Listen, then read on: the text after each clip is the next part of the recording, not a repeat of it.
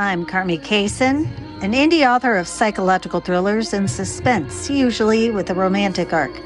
I'm not a professional narrator, but I love telling stories, and I hope you enjoy this one. I'll be reading for as long as my voice holds out. Feel free to listen, comment, and discuss as we go. I'd love to hear your thoughts. Only the Truth Remains by Carmi Kaysen. Prologue. It's all about drawing lines.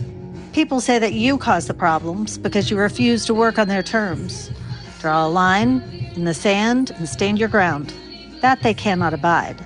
So they blame you for the consequences they choose to inflict. But that's on them. All you did was hold your ground. Your line versus his line. Yours preserves people, gives them freedom, choices, hope. Theirs serves their own interests and sacrifices others to the god of ego. Your line must stand, and theirs must fall. Felicity's Journal, April 4th.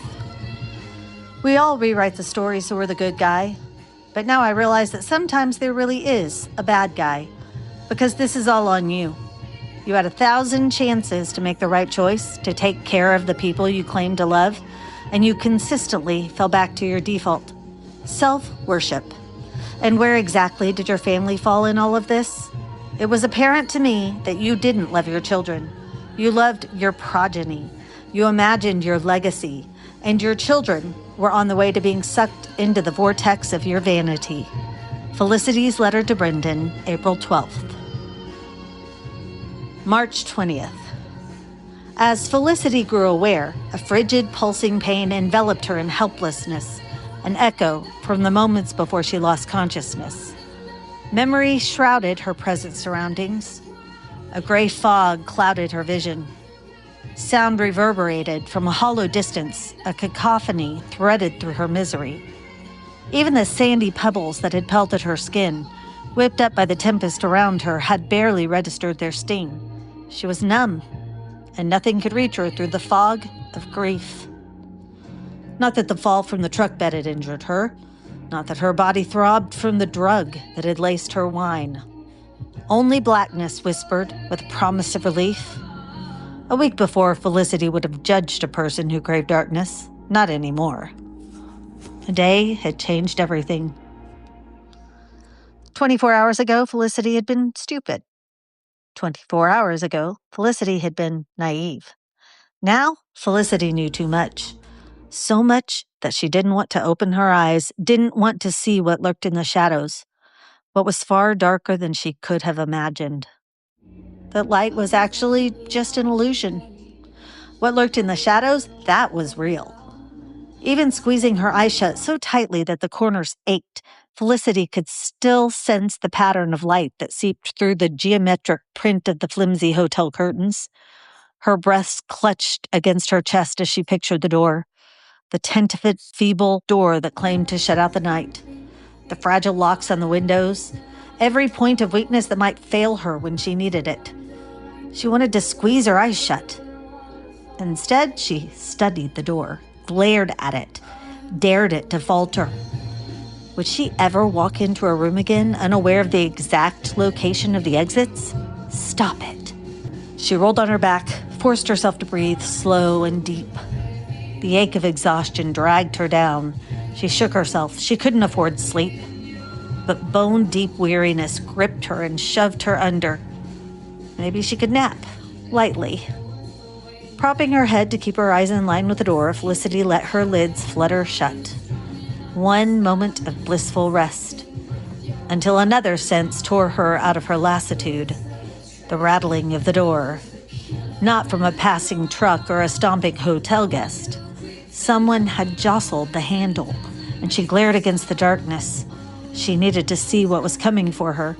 She pressed her back against the headboard, the covers gripped tightly under her chin. When the noise ricocheted off the night-distant walls, she groped in the nightstand for something she could use as a weapon. The lamp was too big.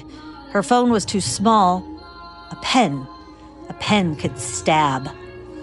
The gentle clattering shook the doorknob again as someone tried to trick his way through the cheap hotel lock. What if it wasn't Brendan? What if it was one of his lackeys sent to remedy a mistake? Thanks to her late afternoon encounter yesterday, she could easily visualize the tan man, Lightly tanned skin, pale brown hair, khaki pants and shirt, every part of him bland and unimpressive, and everything about him terrifying to Felicity. Especially the fact that he worked for her husband. Yesterday, the tan man had followed her through the streets of Quito. Yesterday, he had spoken on his phone about nabbing her from the street. Maybe on the phone to the husband who should have been there to protect her. Brendan, her mind sobbed before she could stuff the lament back into the realm of oblivion. Absolutely not, she reprimanded herself loud before clamping her mouth shut. Stupid. If someone was looking for her, she had just let them know she was there. Besides, letting her mind go back to that pit of torture would completely incapacitate her at the worst possible time. She had wished to die several times over the past day, but she didn't particularly want to be stabbed or shot, or be kidnapped again. When the sliver of dawn broke around the edges of the door, she froze, all thought gone. She clutched the pen more tightly. As the gap grew larger, broad shoulders slid into view, cast in blackness by the light behind it. Brendan, he was there, inside her room. He'd found her. The door clicked shut, closing her inside with... Was she about to pass out? You're holding your breath. Just a quick inhale, silent, she could do it. And then it hit her. The scent. Not her husband. Not terror. A late-night party? A hanging mist thick with scents of booze and cologne? Some exotic spice from the lavish dinner? Her mind swimming, drugged, afraid. A blue backless dress exposed with a slit that ran to her inner thigh. A drink-sodden moment when Brendan abandoned her. When Brendan left her alone with the scent that hovered over her in the dim, dingy hotel room. The unforgiving strength of the arms that lowered her powerless onto the plush velour of the car's back seat. Velvet fingertips brushing down the sensitive skin of her cheek. It was wrong, but somehow soothing.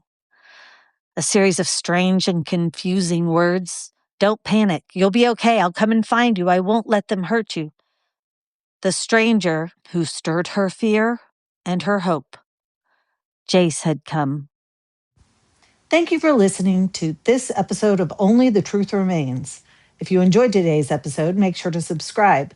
Once I reach 50 subscribers, I will be transitioning to a live reading on Sunday nights. Come back next week for another episode of Only the Truth Remains.